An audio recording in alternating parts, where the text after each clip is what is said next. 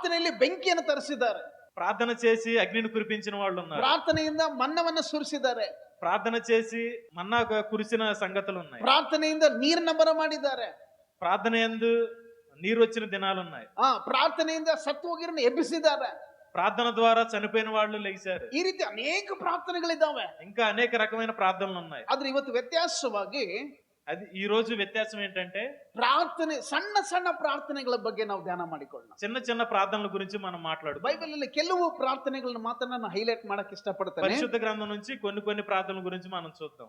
ಕೆಲವು ಪ್ರಾರ್ಥನೆಗಳನ್ನ ಮಾತ್ರ ನಾನು ಹೈಲೈಟ್ ಮಾಡಕ್ಕಿದ್ದೇನೆ.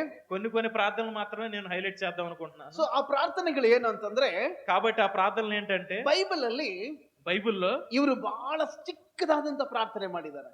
ఈయన చాలా చిన్న ప్రార్థన చేశారు. ಸಣ್ಣ ಸಣ್ಣ ಪ್ರಾರ್ಥನೆಗಳು, చిన్న ప్రార్థన చేశారు. 1 ತಾಸಲ್ಲ, 1 గంట చేయలేదు, 2 ತಾಸು ಅಲ್ಲ, 2 గంటలు చేయలేదు, 3 ದಿನ ಅಲ್ಲ, 3 గంటలు చేయలేదు, 30 ಡೇಸ್ ಫಾಸ್ಟಿಂಗ್ ಪ್ರೇಯರ್ ಅಲ್ಲ, 30 రోజులు ఉపవాస ప్రార్థన చేయలేదు, 7 ತಾಸು ಪ್ರಾರ್ಥನೆ ಅಲ್ಲ, 2 గంటల ప్రార్థన చేయలేదు, 7 hours ಪ್ರಾರ್ಥನೆ ಅಲ್ಲ, 7 గంటల ప్రార్థన చేయలేదు. ಸಣ್ಣ ಪ್ರಾರ್ಥನೆ, చాలా చిన్న ప్రార్థన, ಬಹಳ ಸಣ್ಣ ಪ್ರಾರ್ಥನೆ, చాలా పెద్దదైన చిన్న ప్రార్థన. ಬಟ್ ಅವ್ರ ಜೀವಿತದಲ್ಲಿ ದೊಡ್ಡ ಆಶೀರ್ವಾದ. కానీ అది జీవితంలో పెద్ద ఆశీర్వాదాన్ని. ಕೆಲವನ್ನ ಮಾತ್ರ ನಾನು ತರಲಿಕ್ಕೆ ಇಷ್ಟಪಡ್ತೇನೆ. కొన్ని విషయాలు నేను మాట్లాడడానికి ఇష్టపడుతున్నాను. ಮೊದಲನೇದಾಗಿ ముందుగా ಅನ್ನಳ ವಿಷಯದಲ್ಲಿ ಪ್ರಾರ್ಥನೆ ನೋಡೋಣ. అన్న చేసిన ప్రార్థన గురించి చూద్దాం. ಅನ್ನಳ ಪ್ರಾರ್ಥನೆ, అన్న ప్రార్థన, ಆಕೆ ಪ್ರಾರ್ಥನೆ ಬಹಳ ಚಿಕ್ಕದಾಗಿತ್ತು. చాలా చిన్నదైన ప్రార్థన. ಏನ್ ಪ್ರಾರ್ಥನೆ ಗೊತ್ತಾ? ఏ ప్రార్థన తెలుసా? ದೇವ್ರೇ, దేవుడా, ನೀನ್ ನನಗೆ ಒಂದು ಗಂಡು ಮಗು ಕೊಡು, నీవు నాకు ఒక మగబిడ్డని ఇచ్చినట్లయితే ಆ ಮಗುನ ನಾನು ನಿನಗೆ ಕೊಡ್ತೇನೆ. నేను తిరిగి మళ్ళీ నీకే ఇచ్చాను. ಆಕೆ ಪ್ರಾರ್ಥನೆ ಇಷ್ಟೇ ರೀ. చేసిన ప్రార్థన అంతే. ತುಂಬಾ ದೊಡ್ಡ ಪ್ರಾರ್ಥನೆ ಏನ್ ಮಾಡ್ಲಿಲ್ಲ, చాలా పెద్ద ప్రార్థన ఏం చేయలేదు. ದೊಡ್ಡ ಪ್ರಾರ್ಥನೆ ಉದ್ದೋಗಿ ಪ್ರಾರ್ಥನೆ ಮಾಡ್ಲಿಲ್ಲ, ఏదో యుద్ధం చేసే రకంగా ప్రార్థన ఏం చేయలేదు. ಆಕೆ ಪ್ರಾರ್ಥನೆ ಒಂದೇ ಮಾಡಿದ್ಲು, ఒకే మాట మాట్లాడింది, ದೇವ್ರ ನನಗೆ ಗಂಡು ಮಗು ಕೊಡು, నాకు ఒక కుమారుని దయచేయి, ನಾನು ನಿನಗೆ ಕೊಡ್ತೇನೆ. తిరిగి నేను మళ్ళీ నీకే ఇస్తాను. ದೇವರ ಪ್ರಾರ್ಥನೆ ಕೇಳಿದ, దేవుడు ఆ ప్రార్థన విన్నాడు. హల్లెలూయా, హల్లెలూయా, హల్లెలూయా, హల్లెలూయా. ನಾವು ಮೊದಲನೇ ಪೂರ್ವಕಾಲ ವೃತ್ತಾಂತ ಬರುವಾಗ మనం మొదటి దినవృత్తాంతాల గ్రంథం చూసినట్లయితే 4ನೇ ಅಧ್ಯಾಯ 10ನೇ ವಚನ, 4వ అధ్యాయం 10వ వచనంలో ಇಲ್ಲಿ ಯಾಬೇಚನ ವಿಷಯದಲ್ಲಿ ನೋಡ್ತೇವೆ. ఇక్కడ ఎబ్బేజ్ గురించి మనం చూడొచ్చు. ಯಾಬೇಚನ ಒಂದು ಸಣ್ಣ ಪ್ರಾರ್ಥನೆ ಮಾಡ್ತಾನೆ. ఎబ్బేజ్ కూడా చాలా చిన్న ప్రార్థన చేశాడు. ಇಡೀ ಬೈಬಲ್ ಅಲ್ಲಿ బైబిల్ మొత్తం మీద ಯಾಬೇಚನ ಪ್ರಾರ್ಥನೆ ಮಾತ್ರ ರೆಕಾರ್ಡ್ ಆಗಿದೆ, ಅವನ ಜೀವಿತ ರೆಕಾರ್ಡ್ ಆಗಿಲ್ಲ.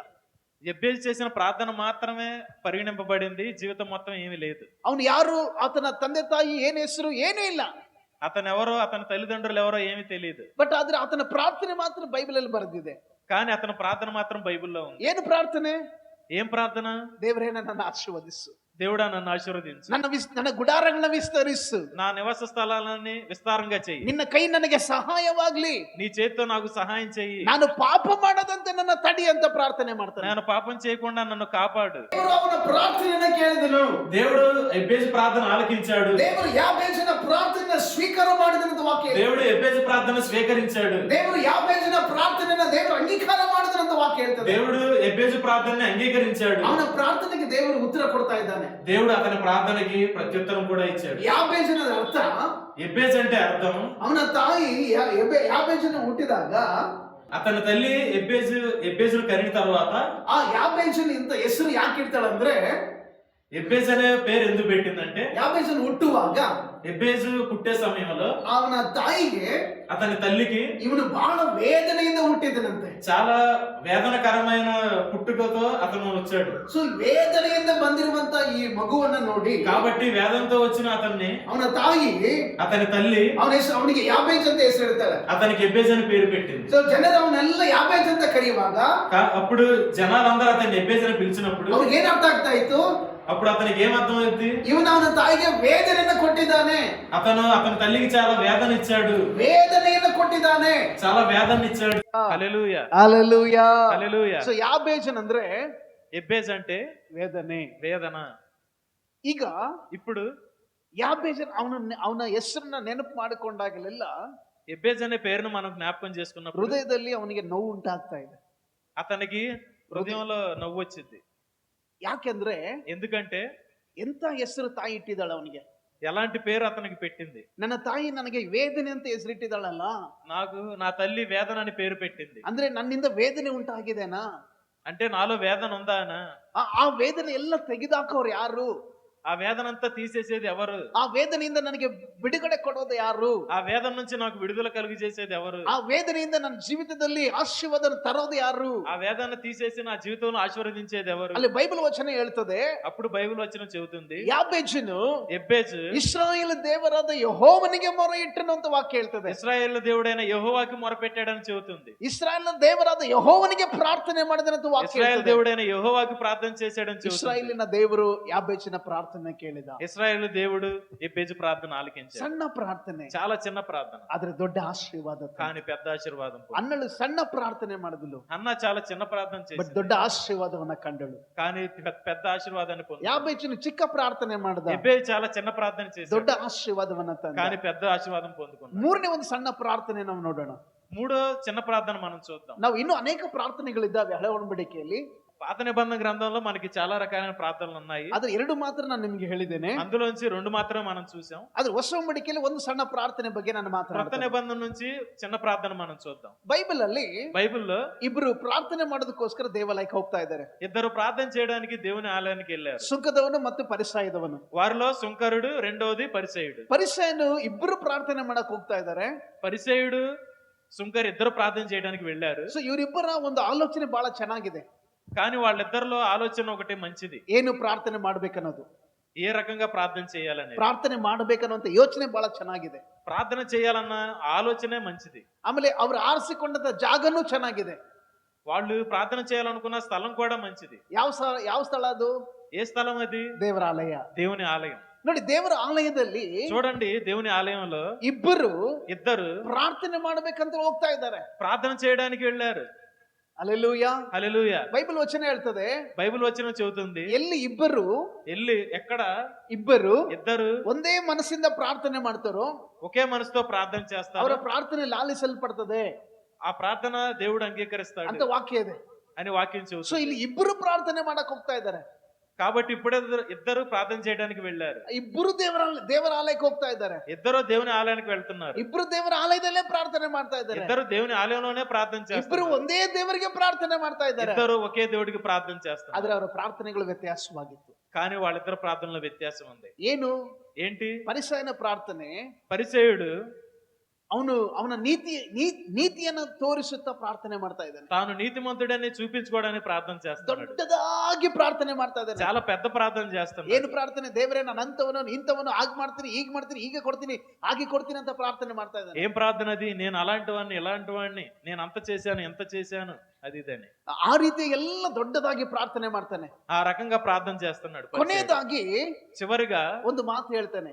ఒక మాట అన్నాడు, ಈ ಸುಂಕದವನಂತನೂ ನಾನಲ್ಲ ಅಂತ ಹೇಳ್ತಾನೆ. ఈ సుంకర్ లాంటి వాడిని నేను కాదని ప్రార్థన చేస్తున్నాడు. ಅಲ್ಲಿವರೆಗೂ ದೇವರು ಅವನ ಪ್ರಾರ್ಥನೆ ಕೇಳಿದ್ದೇನೋ ಗೊತ್ತಿಲ್ಲ.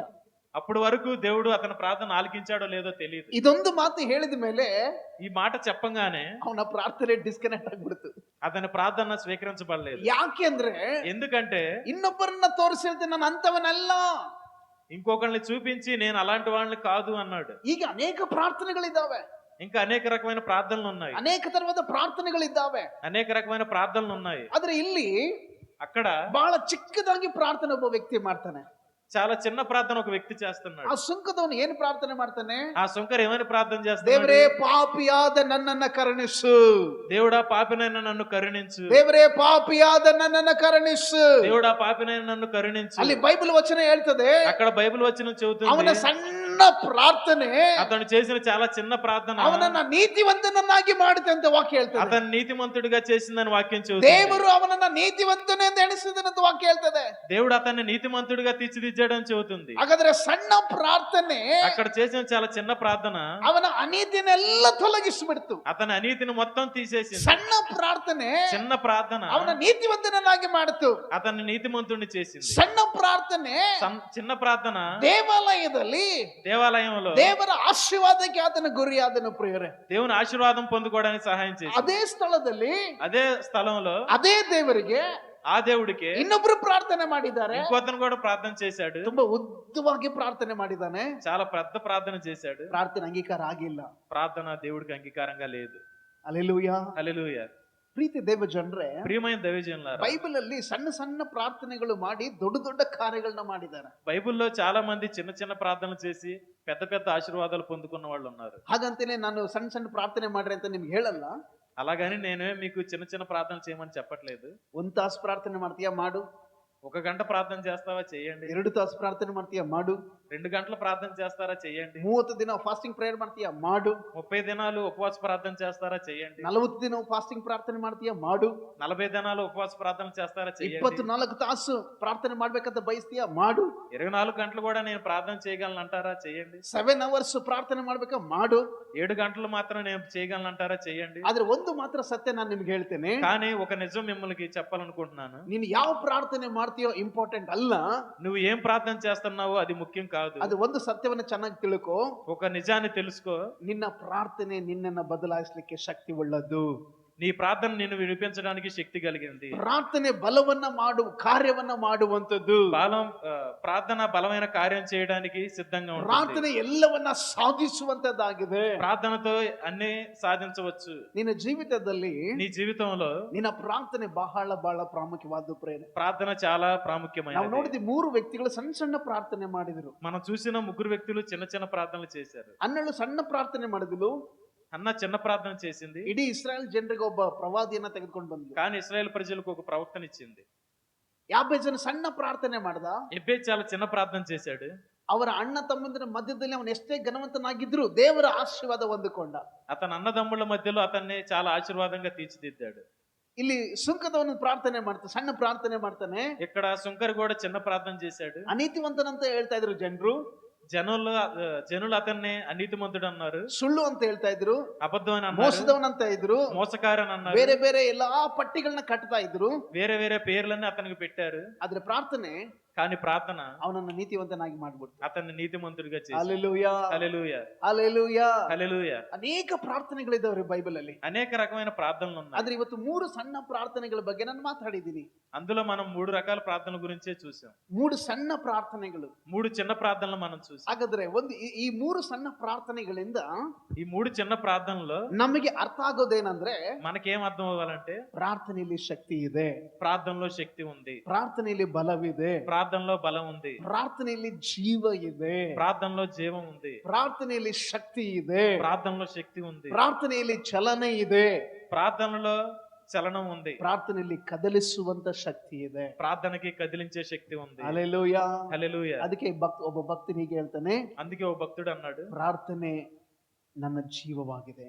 ప్రార్థన నా జీవితం అవ్వాలి అని. ನೋಡಿ, ಉಸಿರಿದ್ರೆ ఊపిరి ఉన్నంత వరకు ನಾನು ಕದಲ್ತೀನಿ, నేను కదులుతాను, ನಾನು ಏನಾದ್ರೂ ಮಾಡಬಹುದು, నేను ఏదైనా చేయగలను, ಎಲ್ಲಿಗಾದ್ರೂ ಹೋಗ್ಬಹುದು, ఎక్కడికైనా వెళ్ళగలను, ಎಲ್ಲಿಯಾದ್ರೂ ಓಡಬಹುದು, ఎక్కడికైనా వెళ్ళగలను, ಯಾರಿಗಾದ್ರೂ ಸಹಾಯ ಮಾಡಬಹುದು, ఎవరికైనా సహాయం చేయగలను. ನನ್ನಲ್ಲಿ ಉಸಿರು ಇದ್ದಾಗ నాలో ఊపిరి ఉన్నంత వరకు ಯಾವುದು ಆಗೋದಿಲ್ವೋ ಅದನ್ನು ಕೂಡ ನಾನು ಮಾಡಬಹುದು. ఏదైతే కాదు అది కూడా చేయగలను. ಕಾರಣ ಏನು? కారణం ఏంటి? ಉಸಿರು ಇದೆ, ఊపిరి ఉంది. ಹಾಗೆ అలాగనే ಪ್ರಾರ್ಥನೆ ಇದ್ರೆ ప్రార్థన ఉంటే ನೀನ್ ಏನಾದ್ರೂ ಮಾಡಬಹುದು, నువ్వు ఏదైనా చేయగలవు. హల్లెలూయా, హల్లెలూయా, హల్లెలూయా. హల్లెలూయా. ಪ್ರಾರ್ಥನೆ ಇಲ್ವಾ? ప్రార్థన లేదా? ಉಸಿರಿಲ್ಲ. ఊపిరి లేదు. ಉಸಿರಿಲ್ವಾ? ఊపిరి లేదా? ತಗೊಂಡಾಗ ಮಣ್ಣಲ್ಲಿ ಹಾಕ್ಬಿಡ್ತಾರೆ. నిన్ను సమాధిలో పెట్టేస్తారు. ಯಾಕೆ? ಉಸಿರೇ ಇಲ್ಲ. ఎందుకంటే నీలో ఊపిరి లేదు. ಯಾರಿಗೆ ಪ್ರಾರ್ಥನೆ ಇಲ್ಲವೋ ఎవరికి ప్రార్థన ఉండదు, ನಿನ್ನ ಸತ್ತ ಸಮಾಧಿಗೆ ಸಮಾನ, నువ్వు చచ్చిపోయిన సమాధితో సమానం. హల్లెలూయా, హల్లెలూయా. బైబిల్ ಸಣ್ಣ ಸಣ್ಣ ಪ್ರಾರ್ಥನೆ ಮಾಡಿದ್ರು, చాలా చిన్న చిన్న ప్రార్థనలు బైబిల్లో ದೊಡ್ಡ చేశారు, ದೊಡ್ಡ ಆಶೀರ್ವಾದಗಳನ್ನ ನೋಡಿದ್ರು. పెద్ద పెద్ద ఆశీర్వాదాలు పొందుకున్నారు. హల్లెలూయా. హల్లెలూయా. ಇವತ್ತು ನೀನು ನಾನು ಮಾಡುವಂತ ಪ್ರಾರ್ಥನೆಗಳು, ఈ రోజు నువ్వు నేను చేసే ప్రార్థన ఏంటంటే, ದೇವರು ನಮ್ಮ ಪ್ರಾರ್ಥನೆ ಕೇಳುವನಾಗಿದ್ದಾನೆ. దేవుడు మన ప్రార్థన ఆలకిస్తాడు. ನಮ್ಮ ಪ್ರಾರ್ಥನೆಗೆ ಸದುತ್ತರವನ್ನು ದೇವರು ಕೊಡುವಂತನಾಗಿದ್ದಾನೆ. దేవుడు మన ప్రార్థనకి ప్రత్యుత్తరం ఇస్తాడు. ದೇವರು ನಮ್ಮ ಪ್ರಾರ್ಥನೆಗೆ ಸಹಾಯ ಮಾಡುವಂತವನಾಗಿದ್ದಾನೆ. దేవుడు మన ప్రార్థనకి సహాయం చేస్తాడు. ಯೇಸು ಕ್ರಿಸ್ತನು ಒಂದು ಪ್ರಾರ್ಥನೆ ಮಾಡ್ತಾನೆ. యేసుక్రీస్తు ప్రభువారు ప్రార్థన చేసి, ಯೇಸುಕ್ರಿಸ್ತನ ಪ್ರಾರ್ಥನೆಯಲ್ಲಿ యేసుక్రీస్తు ప్రార్థనలో ಬೇರೆ ಟೈಮಲ್ಲೆಲ್ಲ ದೊಡ್ಡ ದೊಡ್ಡ ಪ್ರಾರ್ಥನೆಗಳನ್ನ ಮಾಡಿದ್ದಾನೆ. వేరే వేరే సమయాల్లో పెద్ద పెద్ద ప్రార్థనలు చేశారు. ಆದ್ರೆ ಒಂದು ಕಡೆ ಮಾತ್ರ, కానీ ఒక చోట మాత్రం ಸಣ್ಣ ಪ್ರಾರ್ಥನೆ, చాలా చిన్న ప్రార్థన ಏನ್ చేశారు. ಪ್ರಾರ್ಥನೆ ಗೊತ್ತಾ? అదేం ప్రార్థన తెలుసా? ಎಲ್ಲಿ ಪ್ರಾರ್ಥನೆ ಮಾಡ್ತಾನೆ ಅದನ್ನ? ಗೆತ್ಸೆಮನೆ ತೋಟದಲ್ಲಿ. ఎక్కడ చేశారో తెలుసా? గెత్సెమనే తోటలో. ಏನ್ ಗೆತ್ಸೆಮನೆ ಏನ್ ಪ್ರಾರ್ಥನೆ ಮಾಡ್ತಾನೆ? గెత్సెమనే తోటలో ఏం ప్రార్థన చేశారు? ದೇವರೇ, దేవుడా, ನಿನ್ ಚಿತ್ತವಿದ್ರೆ నీ చిత్తం ఏదైతే ಈ ఉందో ಪಾತ್ರನೆ ತೊಲಗಿಸು. ఈ పాత్ర నా నుంచి తొలగించు. ಒಂದ್ ವೇಳೆ ನಿನ್ ಚಿತ್ತ ಇಲ್ಲ ಅಂದ್ರೆ నీ చిత్తం కాదంటావా? ಆ ಪಾತ್ರೆಯಲ್ಲಿ ನಾನು ಕುಡಿಲಿಕ್ಕೆ ಸಹಾಯ ಮಾಡು. ఆ పాత్రని నేను తీసుకోవడానికి సహాయం చెయ్యి. ಸಣ್ಣ ಪ್ರಾರ್ಥನೆ. చాలా చిన్న ప్రార్థన. ಆ ಪ್ರಾರ್ಥನೆ ఆ ప్రార్థన ಶಿಲುಬೆ ಮರಣವನ್ನ ಜಯಿಸುವಂತ ಶಕ್ತಿ ಕೊಡ್ತು. శిలువ మీద ఆయన మరణాన్ని జయించడానికి సహాయం చేస్తుంది. ಸತ್ತು ಹೋಗಿನ ಜೀವಿತವನ್ನ ತಿರುಗಿ ಜೀವಂತನವಾಗಿ ಎದ್ದುವಂತ ಶಕ್ತಿ ಆ ಸಣ್ಣ ಪ್ರಾರ್ಥನೆ. చనిపోయిన మనల్ని మళ్ళీ జీవులుగా చేయడానికి ఆ ప్రార్థనకు శక్తి ఉంది. ಸಣ್ಣ ಸಣ್ಣ ಪ್ರಾರ್ಥನೆಯಲ್ಲಿ ಕೂಡ ದೊಡ್ಡ ದೊಡ್ಡ ಕಾರ್ಯಗಳು ನಾವು ನೋಡಬಹುದು. చిన్న చిన్న ప్రార్థనలు కూడా మనం పెద్ద కార్యాలు చూడగలం. ಆಮೆನ್. ఆమేన్. హల్లెలూయా. హల్లెలూయా. సో ప్రార్థನೆ ಮಾಡೋಣ. కాబట్టి ప్రార్థన చేయండి. ಪ್ರಾರ್ಥನೆಯಲ್ಲಿ ನಿರತರಾಗಿರೋಣ. ప్రార్థనలో నిరంతరం ఉండండి. ಪ್ರಾರ್ಥನೆಯಲ್ಲಿ ನಾವು ಬಲಗೊಳ್ಳೋಣ. ప్రార్థనలో మనం బలం ದೇವರು పొందుతాం. ನಮ್ಮೆಲ್ಲರನ್ನ ಆಶೀರ್ವಾದ ಮಾಡಿ. దేవుడు మనల్ని ఆశీర్వదించును గాక. ಪ್ರಾರ್ಥನೆ ಮಾಡಿಕೊಳ್ಳೋಣ. ప్రార్థన చేసుకుందాం. ಎಲ್ಲರೂ ಕಣ್ಮುಚ್ಚಿ ನಾವು ಪ್ರಾರ್ಥಿಸೋಣ. అందరూ కళ్ళు మూసుకున్నట్లయితే మనం ప్రార్థన చేసుకుందాం. ಪರಿಶುದ್ಧನಾದ ದೇವರೇ ನಿನಗೆ ಸ್ತೋತ್ರವಾಗಲಿ. పరిశుద్ధుడైన దేవా నీకు స్తోత్రాలు. ಯೇಸುವಿನ ನಾಮದಲ್ಲಿ యేసు నామములో ಇವತ್ತು ಪ್ರಾರ್ಥನೆ ವಿಷಯದಲ್ಲಿ ನಾವು ಕೇಳಿದ್ದೇವೆ ಸ್ವಾಮಿ. ఈ రోజు ప్రార్థన గురించి మేము మాట్లాడుకున్నాం. ಅನೇಕ ಪ್ರಾರ್ಥನೆಗಳು ಸತ್ಯವೇದದಲ್ಲಿ ಇದಾವೆ. అనేక రకమైన ప్రార్థనలు పరిశుద్ధ గ్రంథంలో ఉన్నాయి. ಆದರೆ ಸಣ್ಣ ಪ್ರಾರ್ಥನೆಗಳ ಬಗ್ಗೆ ನೀನು ಮಾತನಾಡಿದ್ದಕ್ಕಾಗಿಸ್ತು. కానీ చిన్న ప్రార్థనల గురించి మేము మాట్లాడుకోవడానికి సహాయం చేస్తాం. ಈ ಸಣ್ಣ ಸಣ್ಣ ಪ್ರಾರ್ಥನೆಗಳು ఈ చిన్న చిన్న ప్రార్థనలు ದೊಡ್ಡ ದೊಡ್ಡ ಕಾರ್ಯಗಳನ್ನ ಮಾಡಿದಾವೆ ಸ್ವಾಮಿ. పెద్ద పెద్ద కార్యాలను చేశాయి. ದೇವರು ಇವತ್ತು ನಾವು ಪ್ರಾರ್ಥನೆ ಮಾಡ್ತಾ ಇದ್ದೇವೆ. దేవుడా ఈ రోజు మేము ప్రార్థన చేస్తాం. ನಮ್ಮ ಪ್ರಾರ್ಥನೆ ಚಿಕ್ಕದಾಗಿರ್ಬೋದು, మా ప్రార్థన చిన్నదే అయి ఉండొచ్చు. ನನ್ನ ಪ್ರಾರ್ಥನೆ ದೊಡ್ಡದಾಗಿರ್ಬೋದು, మా ప్రార్థన పెద్దది కాకపోవచ్చు. ನನ್ನ ಪ್ರಾರ್ಥನೆ ತುಂಬಾ ಉದ್ದವಾಗಿಲ್ಲದೆ ಇರಬಹುದು.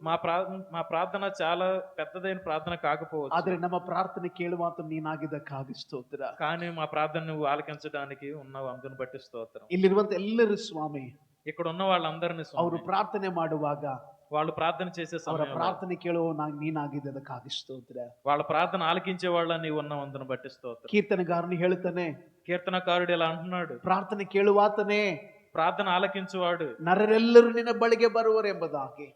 నరులందరూ నీ దగ్గరకు వచ్చినప్పుడు ಕಾರಣ ನೀನು ಪ್ರಾರ್ಥನೆ ಕೇಳುವನಾಗಿದ್ದೆ. కారణం ఏంటంటే నువ్వు ప్రార్థన ఆలకించేవాడు. ನಮ್ಮ ಪ್ರಾರ್ಥನೆ ಕೇಳುವಾತನೇ ನಿಮಗೆ ಸ್ತೋತ್ರ. మా ప్రార్థన ఆలకించేవాడా నీకు వందనాలు. ಇಲ್ಲಿರುವಂತ ಎಲ್ಲ ದೇವರ ಮಕ್ಕಳನ್ನ ಆಶೀರ್ವದಿಸು. ఇక్కడ ఉన్న వాళ్ళందరినీ మీరు ఆశీర్వదించండి. ಪ್ರಾರ್ಥನೆ ಜೀವವುಳ್ಳದು. ప్రార్థనలో జీవం ఉంది. ಪ್ರಾರ್ಥನೆ ಶಕ್ತಿ ಉಳ್ಳದು ಸ್ವಾಮಿ. ప్రార్థనలో శక్తి ఉంది. ಪ್ರಾರ್ಥನೆ ಅಸಾಧ್ಯವನ್ನ ಸಾಧ್ಯವನ್ನಾಗಿ ಮಾಡ್ತದೆ. ప్రార్థన అసాధ్యమైన కార్యాలను సుసాధ్యం చేయగలదు. ಯೇಸುವಿನ ನಾಮದಲ್ಲಿ యేసు నామములో ಬೇಡಿ ಹೊಂದಿದ್ದೇವೆ ತಂದೆ. వేడుకొని పొందుకున్నాం పరమ తండ్రి. ಆಮೆನ್. ఆమేన్. ಆಮೆನ್. ఆమేన్.